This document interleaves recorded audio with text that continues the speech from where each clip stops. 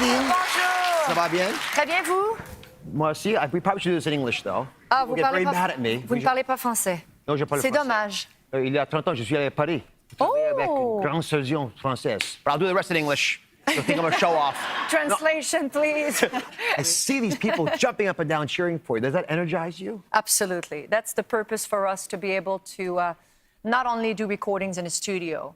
It's got to be something extraordinary coming from the crowds. And that's why I'm insisting myself to go and perform on stage, because you receive back. If you look at some of the most ancient healing traditions, they always had music around them. In fact, even today. Well, it's very therapeutic. It is. And we play music for our patients undergoing heart surgery.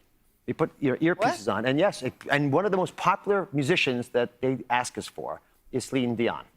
Oh, my goodness. It's true. Honest to goodness, it's true. Are you serious? Yes. Can you imagine this? You know, can you imagine that one? Under a heart surgery, my heart will go on and on. Yeah, please. I hope so. Near or far, wherever they are, they come back. I've always been curious. Sensitive topics, joyous topics, celebrations, yes, and uncomfortable issues. You're very open about your life. How did that develop? I've been criticized quite a bit through my life, that I've been an open book very much. But the way that first of all, it's the person that I am. I came from a very large family. I'm the 14th child. I never had a chance to talk. So, oh, look at him. So I started show business, and I'm like, this is my time. I'm going to talk, and I'm not going to stop. But the thing is, I think the fact that I've been an open book and share my stories, it helped me, actually, to be able to communicate better through my songs. When the curtain opens and I know that people might know a few songs, is one thing. But when I feel that they know me personally, it's magic for me. It helps me to carrying the song, to be in the business for 30 years, because I love and I'm still passionate about the music, but I don't like the industry at all. I'm not part of the industry at all. I think the fact that I didn't really want to be part of the show business world helped me to be healthy and to be alive. And why is that? How would avoiding show business allow you to live the life you want to live? I think show business is a wonderful place for what you need to take from it. The fans, the adrenaline on stage, the pleasure, the kick that you have from traveling, discovering the world. It gives you a lot of privileges in life as well. If you're fortunate, you make money, you can buy homes and toys and medicine, and you can spoil your family. So there's a lot of things, but also you have to know that it is a yes place.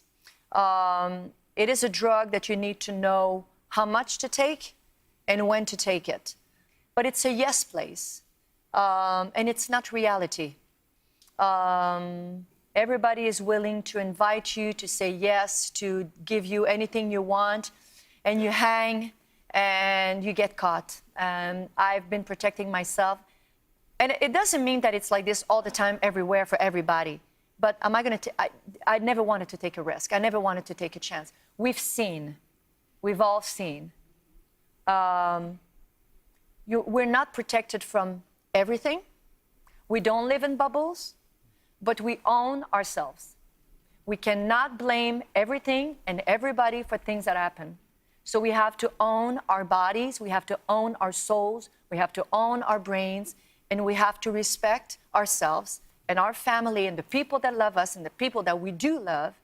And we have to say, thank you so much, I had a great time tonight. Thank you, good night. Where do you draw the line? I mean, raising a family now. Yeah. Drawing the line, I think I owe this. I mean, I don't want you to think that I'm, it sounds smart, what I'm saying right now. It's not something that I just thought of this, and it was given to me. It was given to me by my family. We had amazing parents. it doesn't matter what you accomplish in life. If, you know, sometimes you're successful, sometimes you're not. Sometimes your dreams will come true, sometimes they won't. But you cannot hold on to one thing. You cannot hold on to one dream and say, this is my life, you know. I want to sing and this is my whole life. And then what happens if it doesn't happen? You don't have a life? You're going to die? What's going to happen? So my family, my parents, had given us true sense of stability, of really to be true values of life: love, affection, attention, music. My parents were musical. We always had music in our house. And we never had money. But we were never poor.